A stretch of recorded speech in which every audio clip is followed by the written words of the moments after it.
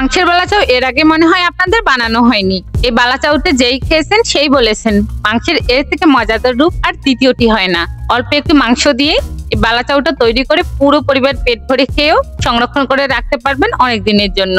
তো আর কথা না বাড়িয়ে চলুন তাহলে দেখে নেওয়া যাক পুরো ভিডিওটি। গরুর মাংসের বালাচাও তৈরি করার জন্য আমি এখানে 300 গ্রাম পরিমাণে গরুর মাংস এরকম পাতলা পাতলা স্লাইস করে কেটে নিয়েছি। এরপর এর মধ্যে দিয়ে দিচ্ছি আদা রসুন আর কাঁচামরিচ বাটা হাফ চামচ পরিমাণ, স্বাদ মতো লবণ আর দিয়ে দিচ্ছি 1 চামচ পরিমাণ শুকনো লঙ্কার গুঁড়ো।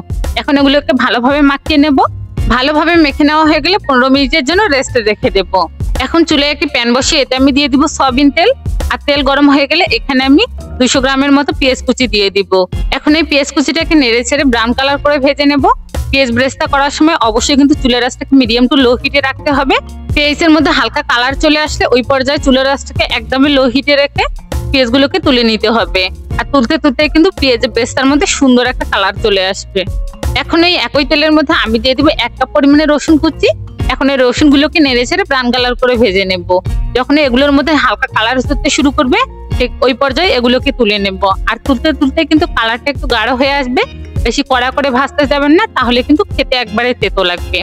সবগুলো রসুন যখন তুলে নেওয়া হয়ে যাবে ঠিক ওই একই তেলের মধ্যে আমি ম্যারিনেট করে রাখা মাংসগুলোকে দিয়ে দিব। দিয়ে দেওয়ার পর এগুলোকে একটু নেড়ে চেড়ে দেবো।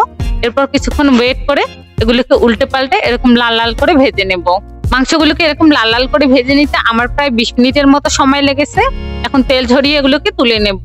মাংসগুলো তুলে নেওয়া হয়ে গেলে এখন এই একই তেলের মধ্যে আমি দিয়ে দেবো শুকনো মরিচ। আর এই শুকনো মরিচগুলোকে আমি সুন্দরভাবে ভেজে এরপর তুলে নেব। মাংসের বালাচাও তৈরি সমস্ত উপকরণ প্রায় রেডি। এখন একটি মিক্সির মধ্যে আমি ঠান্ডা করে রাখা মাংসগুলোকে দিয়ে দিচ্ছি। এরপর এখানে দিয়ে দিব ভেজে রাখা শুকনো মরিচগুলো। এই শুকনো মরিচগুলোকেও কিন্তু আমি মাংসের সাথে একসঙ্গে বেটে নেব। 5 সেকেন্ডের মতো মিক্সিটাকে ঘুরিয়ে নেওয়ার পরে মাংসটা ঠিক এরকম ঝুরঝুরে হয়েছে। এখন একটি বড় বাটির মধ্যে আমি প্রথমে ভেজে রাখা পেঁয়াজ ব্রেস্তাগুলোকে দিয়ে দিব। এরপর এখানে দিয়ে দেবো ভেজে রাখা রসুনগুলো। এরপর অ্যাড করে দেবো ঝুরি করে রাখা মাংসগুলোকে।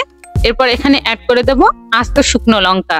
এখন এই সবগুলো উপকরণকে ভালোভাবে মিশিয়ে নিলে কিন্তু গরুর মাংসের বালাচাও একদম রেডি। এই বালাচাওটা আপনারা তৈরি করে এয়ারটাইট বক্সে করে অনেক দিনের জন্য সংরক্ষণ করে রাখতে পারবেন।